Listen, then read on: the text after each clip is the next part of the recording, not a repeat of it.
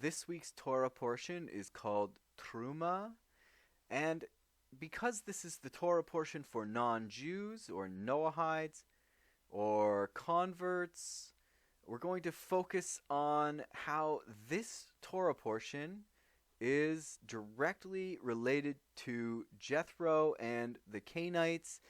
In fact, it goes so deep, I would say that they are encoded in the Torah portion in a very mind-blowing way. It will not only show you that the Torah is unlike anything in the world, but that the sages and the kabbalists, the great rabbis of the past, were just extraordinary. They notice everything. So I would highly recommend, because this Torah portion is related to the tabernacle and these like offerings or dedications for the building of the tabernacle, I would highly recommend checking out my video, The Tabernacle Code Confirmed. I'll be going over a little bit of it in this video, just so you can understand how deep this connection goes. And I'm trying to prove with all of these that there are things in the Torah related to gerim, so noahides and converts, in every single Torah portion. So let's begin. In that video, the Tabernacle Code Confirmed, I showed how in Numbers 7, which is also about the tabernacle, we have these numbers 70, which is repeated 12 times in this chapter for each for the 12 tribes of Israel, and then it is all summarized at the end one more time. So actually you get 70 times 12, which is 840, and then 70 times 13, which is 910. 70, 840, 910, these are all from Genesis 5, and this person called Canaan. When Canaan lived 70 years, he begot Mahalalel, and then you see here 840, and all the days of Canaan came to 910 years. Why is this significant? You can see here in the midrash, Bamidbar Rabbah 14, they're making this connection, the 70 shekels according to the holy shekel, which is from this Numbers 7 here. That 70 I was talking about. So you see it here, 70, and we've made this connection to Canaan, we say. Well, it just so happens that he shows up in this source. Two people lived in 2 generations for 70 years, and then Canaan in the first generation. So they are making the connection as well. They've seen it as well. This is something I literally picked up on the first time I ever picked up the Torah. And I got to Numbers 5, and I remember noticing that there was a pattern here. So I looked into it and noticed that these numbers are all repeated. So my main focus here is the Cainites and cain. You can see here actually in the Gate of Reincarnations, chapter 36, you have Cain, Canaan, Mahalalel. It's mentioned something in the Zohar, Parashat Truma, which is our Torah portion. This is the Parashat Truma as far as the Zohar is concerned, but that's the actual name of our Torah portion this week. So let's check that out. After that, Cain began his rectification through Canaan and Mahalalel. Very interesting, as mentioned in the Zohar, Parashat Truma. And there's one thing I just wanted to point out quickly, because I was reading this and I couldn't agree more. This is one of the main qualities of the Cain root. So we're talking here the Cainites, which are reincarnations of Cain. Yitro is himself a reincarnation of Cain, hence he is the Cainite.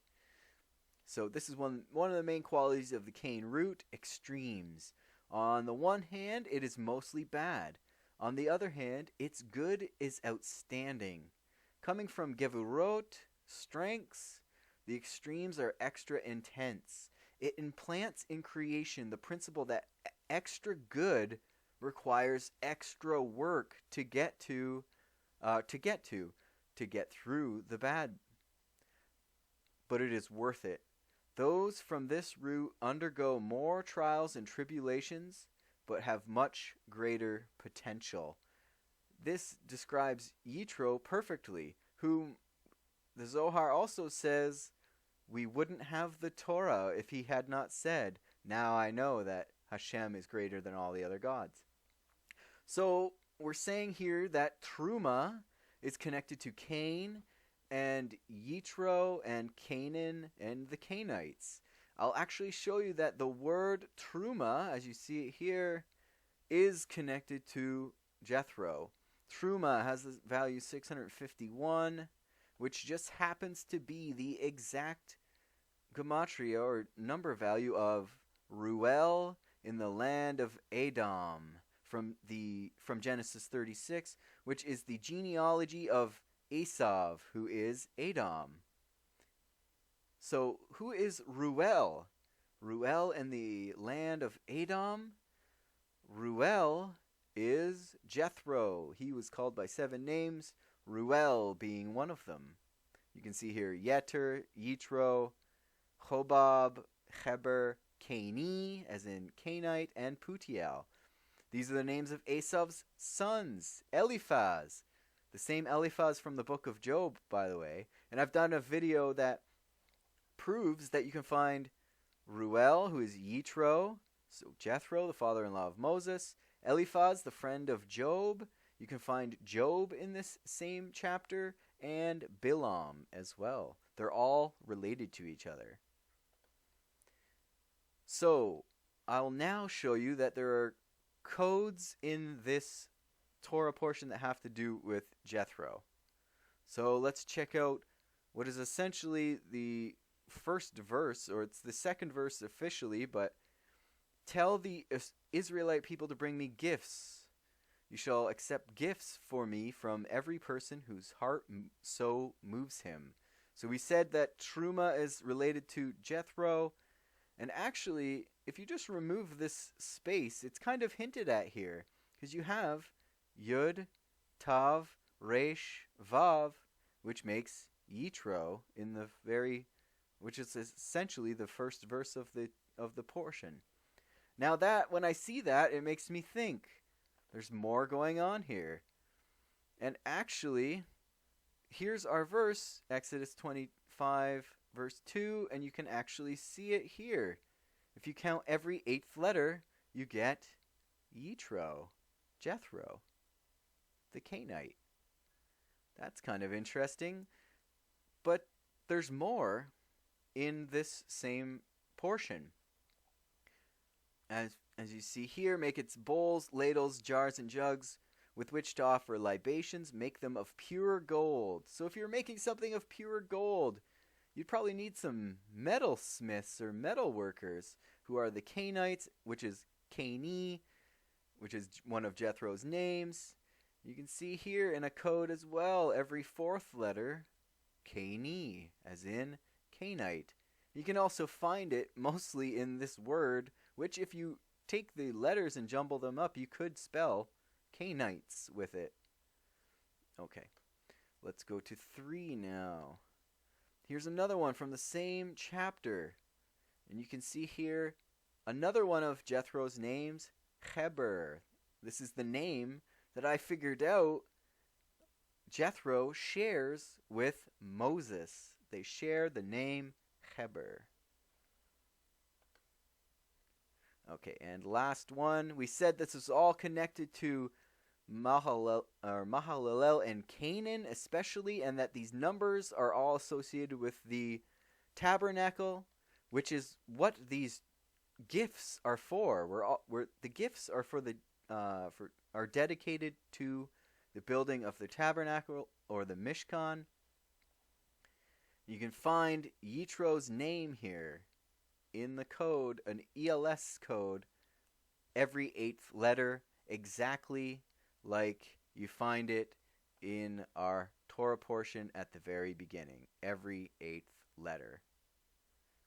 So you can see here the connections are undeniable. The Kenites are encoded in this Torah portion. Now, here's another connection, and these are the gifts that you shall accept from them: gold, silver, and copper. This is literally the 3rd verse now. If you check out the word for copper, it's very interesting. It has the name Noach in it, Noah, and also Seth, who is the 3rd child of Adam and Eve. And there's very interesting discussions about this from the sages and how this is all connected to the 70 nations. Now, this word also has the word nachash in it, which is serpent. And when you look at the word in its entirety, you can see it's copper, as in the copper serpent of Moses. Very interesting. So where is the first time you can find this word for copper? It's actually with the Cainites. Genesis 4:22. You can see here, as for Zillah, she bore Tubal-Cain, who was the first to forge all implements of copper and iron. Now check this out. And his sister of Tubal-Cain was Naamah. Naamah here is the wife, would go on to be the wife of Noach, right here.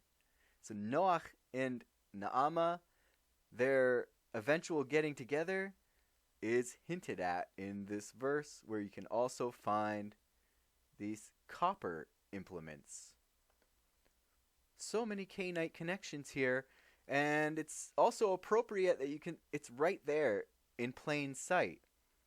You can see here, ha-kainim sounds exactly and is virtually identical to the word for the Cainites. In fact, when you look at the sources from the rabbis, oftentimes this is how they spell the Cainites, and you can find it multiple times in this Torah portion. Several times, in fact. 4 times in this verse alone, and it all has to do with what? The menorah. Now, if you were making a menorah out of pure gold, you'd probably need some metal workers to help you out with that. And if you're creating this grand tabernacle with all these metal parts to it, you probably need someone who knows a thing or two about metal work, like the Cainites, who were the very first experts on record. And it's important to understand that these are also pro-Israel,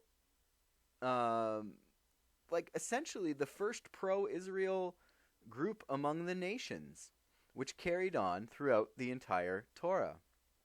And you can also see here 6 branches for the menorah of pure gold, 3 branches from one side and 3 branches from the other side. And you can see here cain, as in one of these rods or branches of the menorah.